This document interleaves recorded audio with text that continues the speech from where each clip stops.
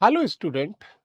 आज का हमारा मेंस का क्वेश्चन है डे 2022 डे 22, जिसमें हम डिस्कस करेंगे जो हमारा 2025 में मेंस का क्वेश्चन पूछा हुआ है उसके बारे में। तो ये हमारा one question one day series का 22वां क्वेश्चन है। इसको हम डिस्कस करने की कोशिश करेंगे। दैट इज आस्क्ड इन 2025, 2025 में पूछा गया है। हमारा यहाँ पे सीधा सा ध्येय यही है कि हम आप लोगों तक क्वेश्चन का कंटेंट और क्वेश्चन की फ्रेमिंग और क्वेश्चन को कैसे तोड़ना है, कैसे टैकल करना है, वो पहुंचा सकें। बाकी डिपेंड करता है कि आपके राइटिंग स्किल पे और आप with in the time framework कैसे ब्रेन स्टॉर्मिंग कर पाते हैं, कैसे सोच पाते हैं और कैसे क्वेश्चन को लिख पाते हैं।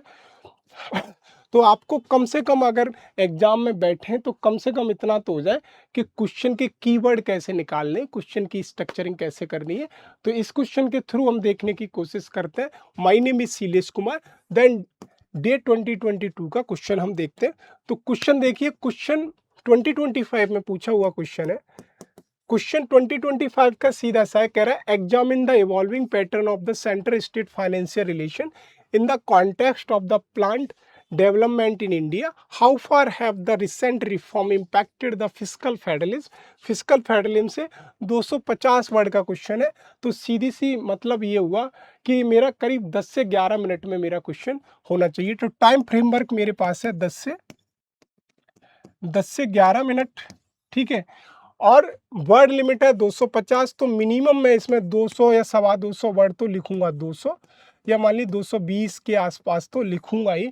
तो क्वेश्चन में इसमें कंटेंट बहुत है कि पूरा अगर आप डिफाइन करना चाहें फेडरल स्ट्रक्चर किससे रिलेटेड है, फाइनेंशियल रिलेशन से। पहला तो ये समझना है मुझे कि दैट इज क्वेश्चन है, that is not asking about the federal structure जो मेरा सेंटर स्टेट रिलेशन के बारे में, वो सिर्फ फोकस कर रहा है कि सेंटर के फाइनेंशियल रिलेशन आपको बताने। That is mention in the article. Article में मेंशन है, कौन से आर्टिकल है मेरे, कि आर्टिकल 268 से लेकर 293 तक मेरे आर्टिकल है। और फिर मैं यहाँ पे आर्टिकल 268 से लेकर 293 में मेंशन है। और article 280 that is mention about the finance commission. Finance commission के बारे में बताता है। तो क्वेश्चन इस एरिया को फोकस कर रहा है, दैट इज फाइनेंशियल रिलेशन।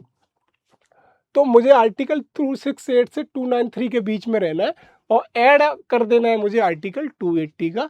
तो क्वेश्चन समझने के लिए सबसे पहले समझो उसने क्या पूछा है। उसने पूछा एग्जामिन करना है, आपको बताना है कैसे, क्या बताना है, इवॉल्विंग पैटर्न कैसे इवॉल्व हुआ सिंस द 1950 से लेके अब तक, कैसे हमारा financial centre state financial relation evolve हुआ। और प्लान डेवलपमेंट किसके कॉन्टेक्स्ट में बताता है, प्लान डेवलपमेंट। प्लान डेवलपमेंट का कि हमने फाइनेंस को ध्यान में रखते हुए अपने डेवलपमेंट को कैसे आगे बढ़ाया। ये मेरा सीधा क्वेश्चन है। फिर कह रहा है how far we have recent reform impacted the fiscal federalism.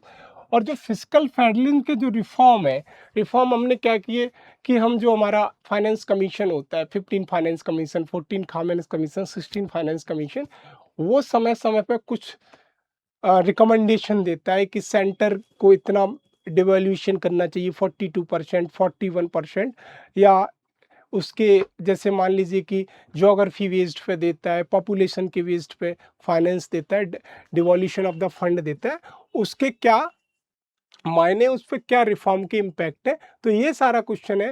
Hindi में अगर पढ़ो तो कह रहा है भारत में नियोजन विकास के संदर्भ में केंद्र राज्य संबंधों में विकसित हो रहे स्वरूप पैटर्न को समीक्षा कीजिए। दैट इज एग्जामिन हाल के सुधारों ने भारतीय संघवाद की वित्तीय प्रकृति को किस सीमा पर प्रभावित किया है। ये सारी चीजें मुझे बतानी कि रिसेंटली जो मेरे रिफॉर्म हुए, recently is talking about the 15 और 16 फाइनेंस कमीशन। तो ये क्वेश्चन मुझे स्पेशली फोकस्ड कर रहा है 15 फाइनेंस कमीशन। जब ये क्वेश्चन पूछा था तो उस टाइम पे मेरा 16 फाइनेंस कमीशन की रिकमेंडेशन नहीं आई थी। तो इस क्वेश्चन का सीधा सा मतलब स्ट्रक्चरिंग की अगर मैं बात करूं तो स्ट्रक्चरिंग इसकी थोड़ी सी टफ है। थोड़ी सी टफ कैसे कि यहाँ पे एक बार दे दिया इवॉल्विंग पैटर्न बताना है। इवॉल्विंग पैटर्न सिंस था 1950 से कैसे रहा। तो 1950 से अगर मैं देखूं तो तोड़ सकता हूं इसको 2014 तक, और फिर 2015 से लेके मैं तोड़ूंगा 2025 तक अगर मैं तोड़ लूं। ऐसे दो पार्ट में, वो आप पे डिपेंड करता है। मैं इजी तरीके से समझाने की कोशिश कर रहा हूँ, क्योंकि ये क्वेश्चन में मुझे 200 सवा 200 वर्ड में ही खेलना है। कंटेंट मेरा इतना मिल जाएगा कि मैं 14 फाइनेंस कमीशन की रिकमेंडेशन या 16 फाइनेंस कमीशन, 16 नहीं सॉरी 15 फाइनेंस कमीशन की रिकमेंडेशन लिखना चाहूँ लिख दूँ, लेकिन उससे कोई फ़ायदा नहीं होने वाला, नंबर मुझे मिलेंगे ही नहीं, क्योंकि उसने सिर्फ सेंट्रल स्टेट फाइनेंस के बारे में पूछा है, वो भी एक इवॉल्विंग पैटर्न के बारे में, और फिर उन्होंने से रिसेंट जो भी मेरे डेवलपमेंट से रिगार्डिंग इम्पैक्टेड है फेडरलिज्म स्ट्रक्चर पे वो पूछे, तो पॉजिटिव नेगेटिव इम्पैक्ट हो सकते हैं। एग्जामिन वर्ड को ध्यान में रखना है। तो स्ट्रक्चरिंग अगर मैं इसकी करूं, सबसे पहले स्ट्रक्चर बनाने के लिए स्ट्रक्चर कैसा होना चाहिए मेरा, पहला तो मुझे डिफाइन करना चाहिए सेंटर स्टेट रिलेशन का थोड़ा सा, जो मैंने कहा आर्टिकल 268 से लेकर 293, आर्टिकल 268 से लेके 293, और अगर मेंशन कर सकता हूं तो आर्टिकल 280 में कंक्लूजन में मेंटेन करूंगा। ये वाला मुझे करना चाहिए कि फिस्कल फेडरल सॉरी क्या बात कर रहा हूं मैं, fiscal federalism sorry, fiscal federalism that is mention under the article 268 और 293 के अंदर मेरा fiscal federalism financial federalism relation between the central state है। वो क्या करता है कि मेरी जो सेंटर है ना स्टेट को कैसे एलोकेशन ऑफ द फंड करता है टू मेंटेन ए डेवलपमेंट को मेंटेन करने के लिए। तो यहाँ से मेरा इंट्रो निकलेगा, फिर मेरा निकलेगा बॉडी। बॉडी में सबसे पहले मेरा हेडिंग आएगी, बॉडी की अगर बात करूं, बॉडी में हमारी एडमी आएगी evolving pattern of the centre state relation in the context of the development in India. पूरी लाइन मुझे यहाँ से लेके लिखनी है, क्योंकि मुझे यही है कि इवॉल्विंग, ये वाली पूरी लाइन मुझे डिट्टो छाप देनी है हेडिंग में, in the context of development in India. तो एग्जामिनर को भी लगेगा कि जो मैंने पूछा है वही ये स्टूडेंट लिख रहा है। तो पूरी लाइन अगर मैं लिख दूंगा बॉडी में, पूरी लाइन लिखने के बाद मैं इसको तोड़ूंगा कि 1950 से लेके अब तक कैसे प्लान डेवलपमेंट रहा, 1950 या 51 से 2014 तक क्या रहा मेरा, 1950 से लेके 2014 तक मेरा क्या रहा, जिसमें प्लानिंग कमीशन था। मैंने 2014 को इसलिए तोड़ा है कि 2015 में हमने प्लानिंग कमीशन को नीति आयोग में चेंज कर दिया।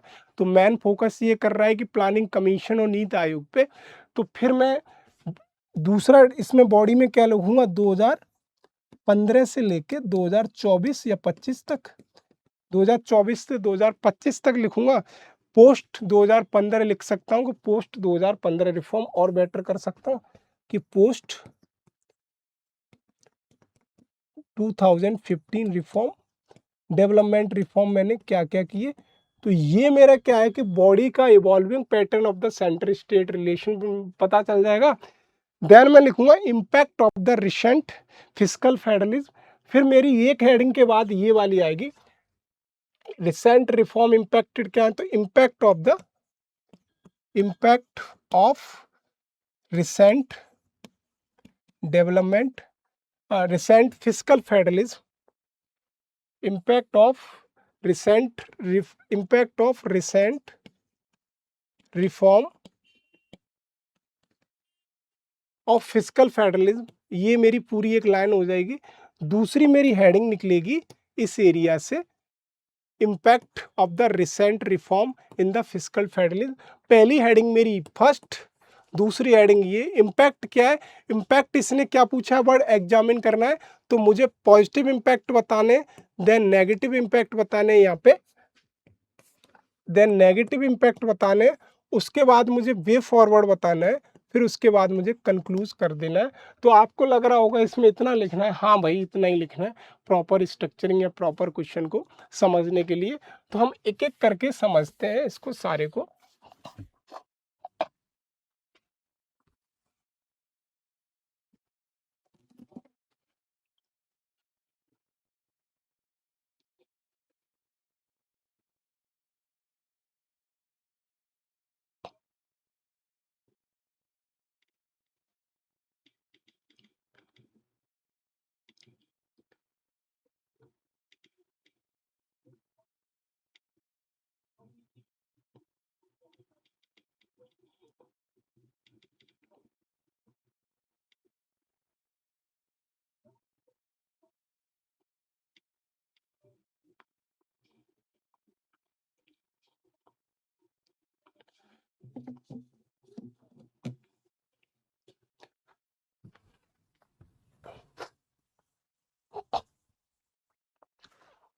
थोड़ा सा गले में खराबी आ रही है, उसके लिए सॉरी इन डिले। तो इसको हम समझते हैं, पहले इंट्रो से समझते हैं। तो इसका इंट्रोडक्शन क्या होना चाहिए? इसका इंट्रोडक्शन मेरा क्या होगा? इंट्रोडक्शन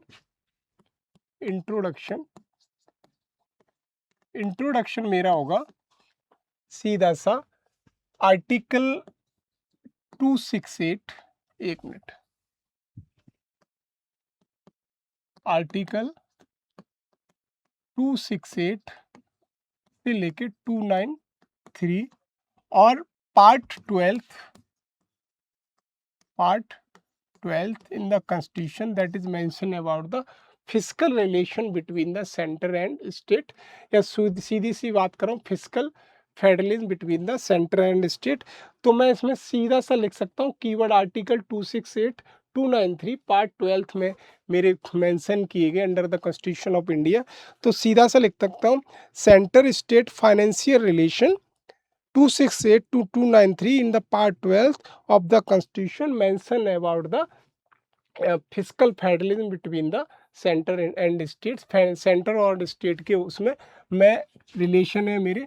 तो मेरा सीधा सा आर्टिकल 268 293 पार्ट 12 से इंट्रोडक्शन यहाँ से सीधा सा बन जाएगा कि article in under the constitution of the article 268 to 293 part 12 of the relation between the centre and state mention की गए हैं अबाउट द फिजिकल फेडरलिज्म। इस लाइन को मैं अपनी लैंग्वेज में जैसे लिखना चाहूँ, बस कीवर्ड मेरे 268 293 होने चाहिए। उसके बाद मेरा दूसरी हेडिंग आएगी बॉडी में। बॉडी की अगर बात करूँ तो बॉडी में मेरी आएगी इवॉल्विंग पैटर्न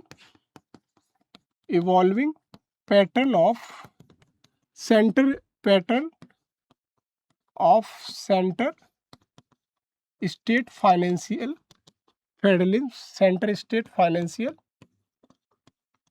रिलेशन या फेडरलिज्म। जो मैंने बताया कि जो डिट्टो लाइन है उसी को हमें लिखना है। 4 से 5 पॉइंट इसमें लिखने हैं मुझे। अगर क्वेश्चन पर डिपेंड कंटेंट ज़्यादा है तो कम ज़्यादा पॉइंट लिख सकते हैं, कम है तो उनको एक्सप्लेन ज़्यादा कर सकते हैं। वर्ड कम से कम तो पूरे होने चाहिए। तो पहला है कि इवॉल्विंग पैटर्न है, क्या है? तो इवॉल्विंग पैटर्न है मेरा, पहला पैटर्न मेरा आएगा सिंस द 1951 टू 2014। इसको मैंने बोला कि यहाँ पे मेरा क्या था, प्लानिंग कमीशन था, तो इसको मैंने बोला प्लान डेवलपमेंट एरा, प्लान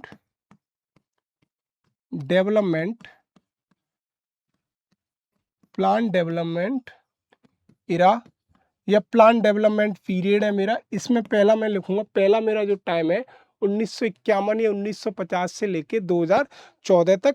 तो इसमें मैंने क्या किया, शॉर्ट में जल्दी बता रहा हूँ। मैंने प्लानिंग कमीशन बनाया था। प्लानिंग कमीशन क्या था? प्लानिंग कमीशन क्या काम करेगा? Played a dominated role in the resource allocation. तो किसके? रिसोर्स एलोकेशन का प्रॉपर काम किया इसने, रिसोर्स एलोकेशन। प्लानिंग कमीशन ने, मैंने उन प्लानिंग कमीशन 1951 में बनाया, 1950 के आसपास। उसका काम का था रिसोर्स को कैसे एलोकेशन किया जाए to maintain a proper development. पहली हेडिंग ये हो जाएगी। उसके बाद है state dependent heavily on the central grant. State जो थी वो डिपेंडेंट थी इस टाइम पे सेंट्रल ग्रांट पे, central grant. State dependency of the central grant is more during this time period. तो सेंट्रल की जो ग्रांट थी वो बहुत ज़्यादा डिपेंडेंट थी किस पे? स्टेट बहुत ज़्यादा डिपेंडेंट थी सेंट्रल पे। तो डिपेंडेंसी स्टेट की बहुत ज़्यादा थी। और फाइनेंस कमीशन का रोल था कैसे? Dual transfer. Finance commission work कैसे कर रहा था? डुअल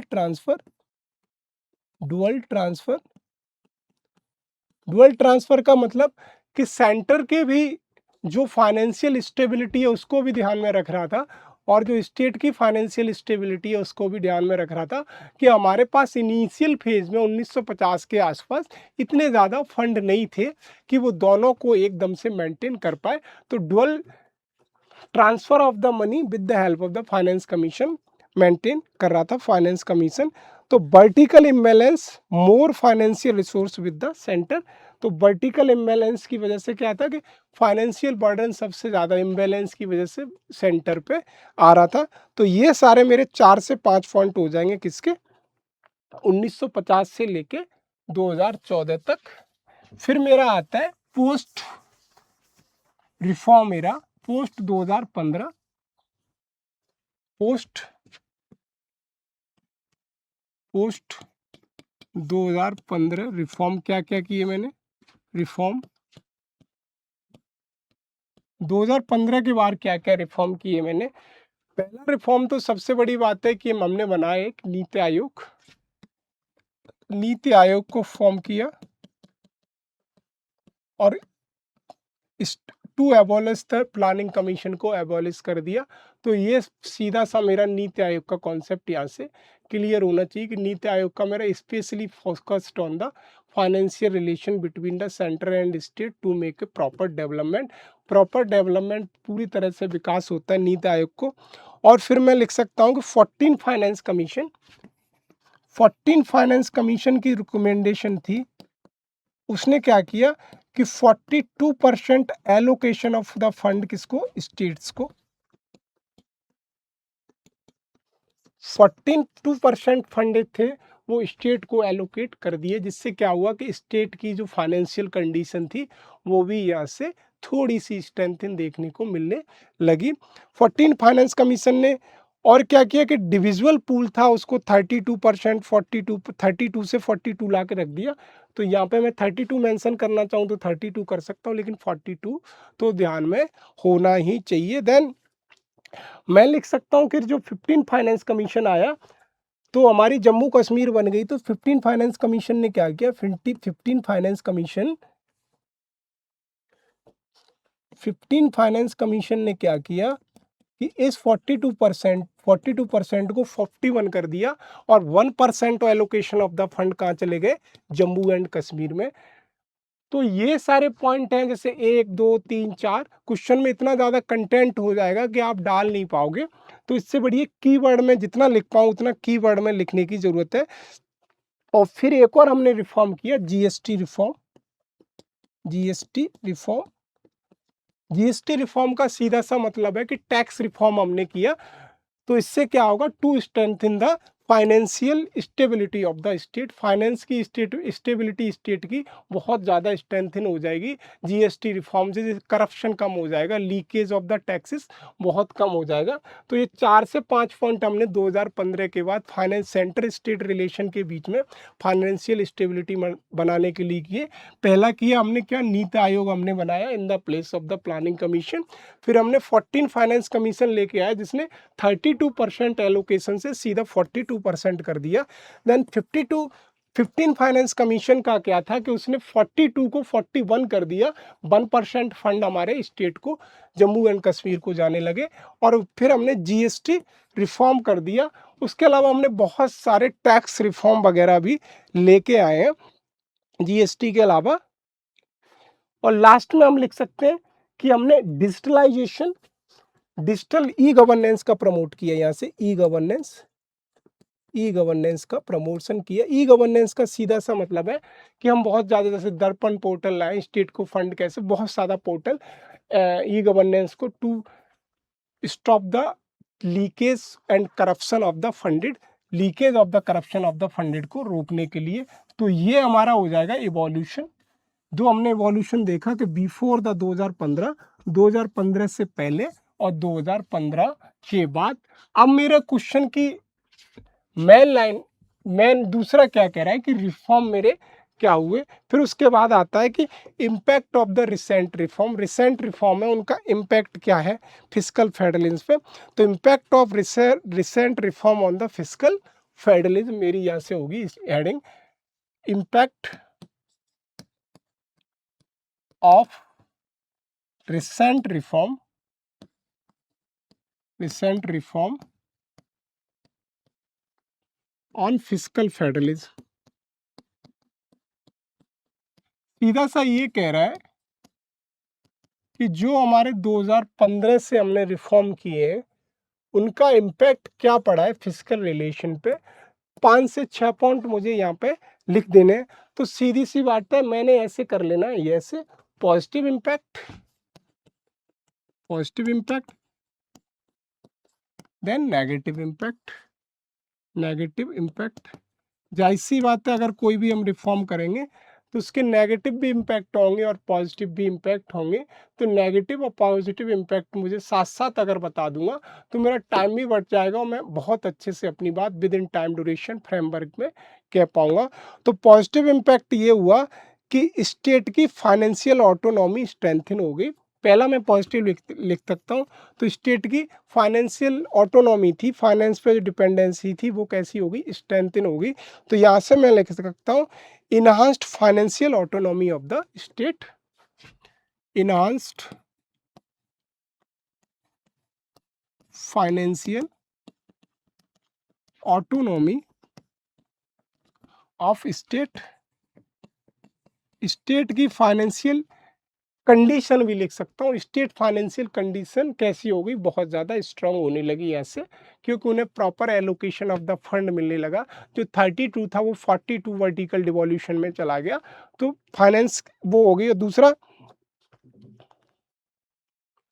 और दूसरा ये है कि सेंट्रल की डिपेंडेंसी किस पे बढ़ गई, किस पे, दूसरा सेंट्रल में नहीं, ये तो नेगेटिव पॉइंट हो जाएगा, एक मिनट।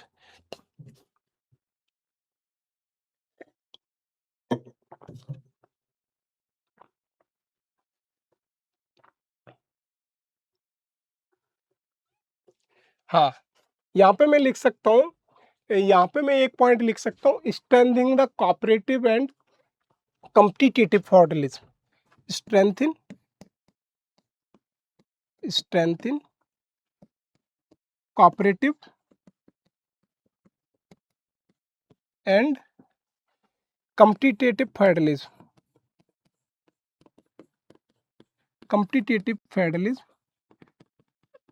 जो मेरा कोऑपरेटिव फेडरलिज्म था, state to state competitive federalism था, उसको भी एक बढ़ावा मिला, जिससे क्या स्टेट की जो फाइनेंशियल स्टेबिलिटी है वो भी स्ट्रांग हो जाएगी। फिर उसके बाद मैं लिख सकता हूँ कि स्टेट का जो फाइनेंस था वो बढ़ गया। तो जीएसटी काउंसिल के आ जाना थे, स्टेट का कलेक्शन ऑफ टैक्सेस बढ़ गया।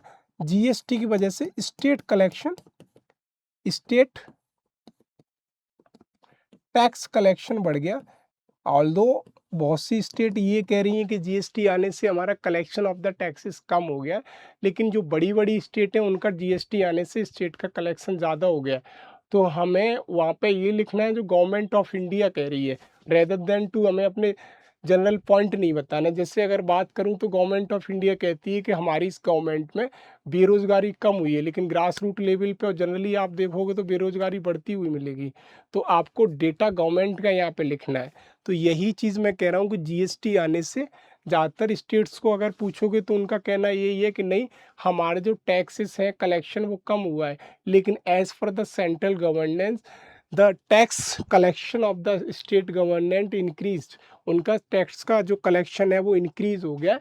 तो we have to concern the idea of the central government का जो आइडिया है, सेंट्रल गवर्नमेंट का जो डिसीजन है या सेंट्रल गवर्नमेंट की जो भी डेटा है उस पर कंसर्न करना है, न कि कोई जनरल चीज़ें लिखनी है जो मेरी समझ में आ रही है।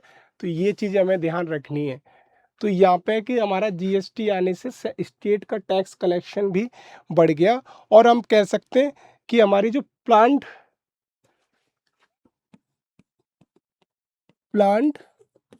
डेवलपमेंट भी स्ट्रेंथन हुआ। इंफ्रास्ट्रक्चर हम लिख सकते हैं, फाइनेंशियल स्टेबिलिटी भी हम यहाँ से आराम से लिख सकते हैं। ये हमारे सारे पॉजिटिव इम्पैक्ट हैं किसके, रिसेंट रिफॉर्म आफ्टर द 2015 के बाद हुए। फिर हम कह सकते हैं नेगेटिव इम्पैक्ट क्या हुआ। नेगेटिव इम्पैक्ट में हम लिख सकते हैं जीएसटी कंपेंसेशन का जो आइडिया था वो स्टेट को, फाइनेंस को सबसे ज़्यादा नेगेटिव इफेक्ट पूटा। जीएसटी कंपेंसेशन का मतलब ये हुआ कि सेंट्रल गवर्नमेंट ने ये कहा था कि जिन स्टेटों का कलेक्शन ऑफ टैक्सेस कम हुआ है जीएसटी के टाइम पे, हम उनको क्या करेंगे कि हम उनको सीधा सा जीएसटी कंपेंसेशन प्रोवाइड करेंगे। तो ये है कि वहाँ से क्या है कि जीएसटी कंपेंसेशन था वो स्टेट का कम हुआ तो क्वेश्चन मार्क लग गया किस पे, जीएसटी कंपेंसेशन पे। किसी स्टेट को कितना मिला, किसी स्टेट को कितना कम मिला, किसी को ज़्यादा मिला। तो delay in compensation affecting state GST compensation. तो पहला इम्पैक्ट ये पड़ा कि delay in GST compensation to the state.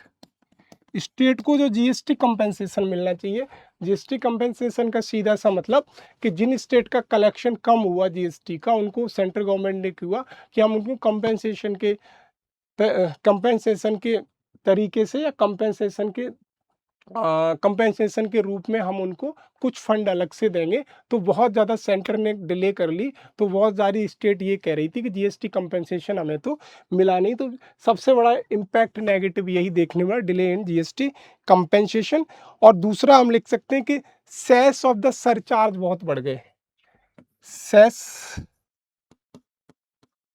And surcharge बहुत बढ़ गए।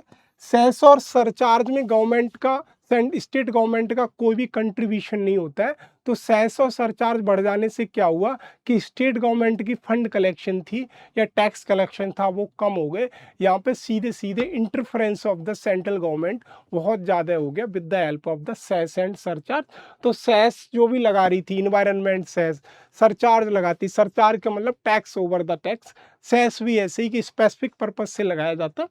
सेस और सरचार्ज में डिफरेंस सीधा सा है कि cess is imposed for a specific purpose, suppose that education cess, environment cess.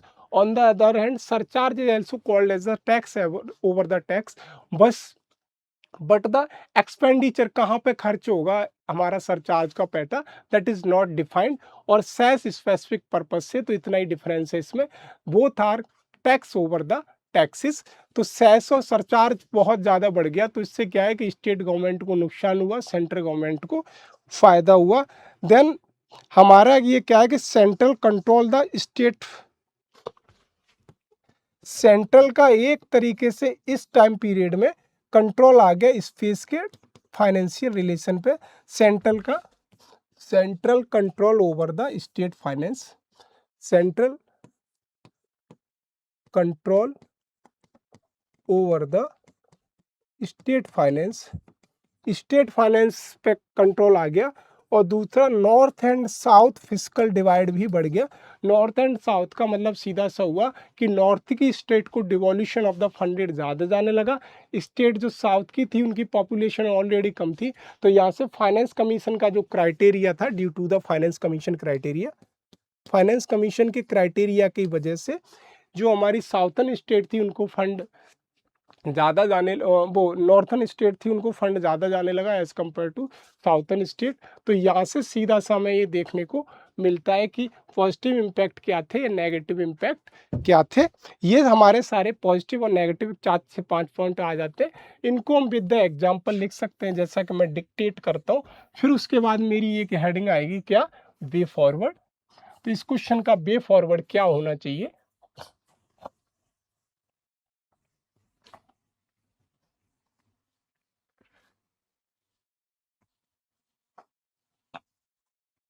Way forward क्या होना चाहिए कि व्हाट्स, क्योंकि वर्ड में क्या था, एग्जामिन। जहां पे एग्जामिन पूछा है तो वहां पे वे फॉरवर्ड मेरा मैंडेटरी होता है। तो वे फॉरवर्ड क्या होना चाहिए, वे फॉरवर्ड। तो वे फॉरवर्ड का सीधा सा मतलब है कि जो मेरा पॉजिटिव नेगेटिव इम्पैक्ट पड़ा है उसको मैं कैसे टैकल कर सकता हूँ, what will be the solution, मेरे पास क्या उसके उपाय हैं, सॉल्यूशन क्या है। तो वे फॉरवर्ड में सीधा सा मैं कह सकता हूँ कि ensure timely allocation of the GST compensation. जो इन स्टोन को क्या है कि इंश्योर टाइमली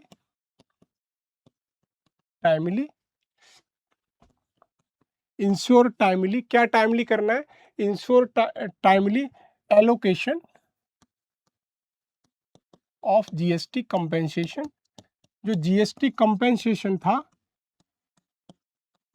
उसको टाइमली स्टेट को इंश्योर करना चाहिए कि उनको प्रॉपर टाइम फ्रेमवर्क, मैंने कहा विद इन 1 मंथ में दे दूंगा या 2 मंथ में दे दूंगा।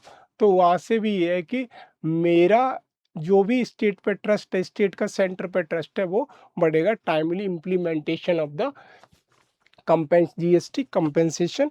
फिर उसके बाद मैं कह सकता हूँ कि to rationalise rationalise rationalise cess and surcharge, cess and surcharge, cess and surcharge का पैसा उसको भी कुछ ना कुछ स्टेट को देना चाहिए, रेशनलाइज करना चाहिए, जिससे क्या है कि अगर यूपी से कितना सेस हो रहा है, यूपी गवर्नमेंट का उस पर कोई अधिकार नहीं है, तो यूपी गवर्नमेंट को भी थोड़ा सा बुरा लगता है। तो सीधा सा यहाँ से कह देता है कि to rationalise the cess and surcharge, cess and surcharge को भी मुझे रेशनलाइज करना चाहिए। और to provide the greater accountability या रेशनलिटी टू द स्टेट, सीधा सा मैं यहाँ से लिख सकता हूँ कि provide the greater physical autonomy to the state, provide physical autonomy to state, state को फिजिकल ऑटोनॉमी तो होनी चाहिए थोड़ी थोड़ी, जिससे क्या होगा कि अकाउंटेबिलिटी और ट्रांसपेरेंसी बढ़ेगी, अकाउंटेबिलिटी और ट्रांसपेरेंसी बढ़ेगी मेरी। तो यह है कि फिजिकल ऑटोनॉमी स्टेट को थोड़ी बहुत तो देनी चाहिए। और जो क्राइटेरिया है किसका, फाइनेंस कमीशन का, फाइनेंस कमीशन का जो हमारा criteria allocation of the resources on the based of the population, तो जो हमारा साउथ और नॉर्थ की स्टेट में बहुत ज़्यादा डिस्प्यूट चलता है कि नॉर्थ इंडिया में पॉपुलेशन ज़्यादा है, तो सीधी सी बात है पॉपुलेशन बेस्ड पे अगर ये फाइनेंस करेगा स्टेट को, तो नॉर्थन स्टेट पर पैसा ज़्यादा आ जाएगा, तो इसको भी रेशनलाइज करना चाहिए। तो फाइनेंस कमीशन का जो क्राइटेरिया है, तो सीधा सा लिख सकता हूँ, rationalise the criteria, rationalise the criteria of finance commission.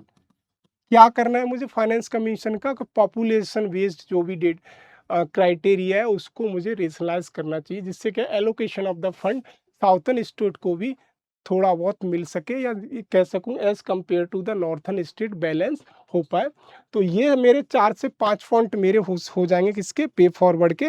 और सीधा सा मैं और लिख सकता हूँ कि अकाउंटेबिलिटी ट्रांसपेरेंसी प्रमोट करनी चाहिए, strength in the role of the finance commission, finance commission का भी रोल यहाँ पे स्ट्रेंथ करना चाहिए, फाइनेंस कमीशन का रोल मुझे बढ़ा देना चाहिए, रोल बढ़ा देना चाहिए, जिससे क्या होगा अकाउंटेबिलिटी फाइनेंस कमीशन की बढ़ेगी। ये 5 पॉइंट मैंने सीधे से लिख दिए बे फॉर्मेट में। कंक्लूजन में मैं क्या लिखूंगा, कंक्लूजन में ये लिख सकता हूँ कि फाइनेंशियल मेरा जो फेडरलिज्म है that promote the financial democracy या फिजिकल डेमोक्रेसी, सीधा सा लिख सकता हूँ financial relation between the centre and state promote the physical democracy, physical democracy promote करते हैं। तो फिजिकल डेमोक्रेसी अगर प्रमोट करेंगे तो कैसे कहते हैं, by enhancing the state participation in the cooperation and the development.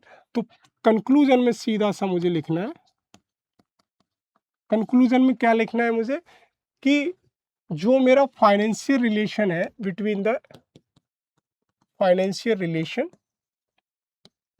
Between centre and state,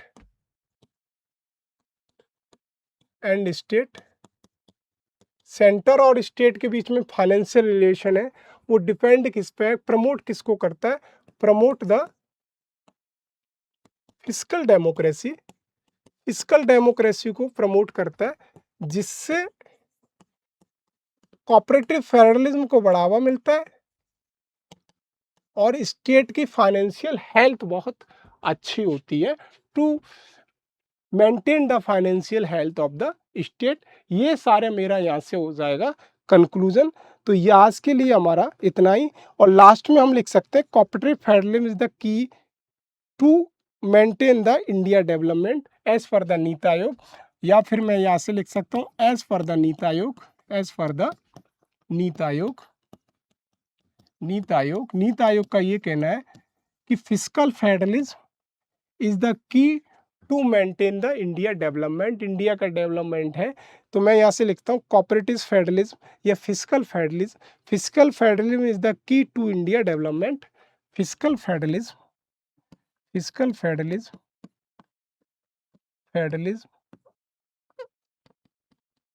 is the की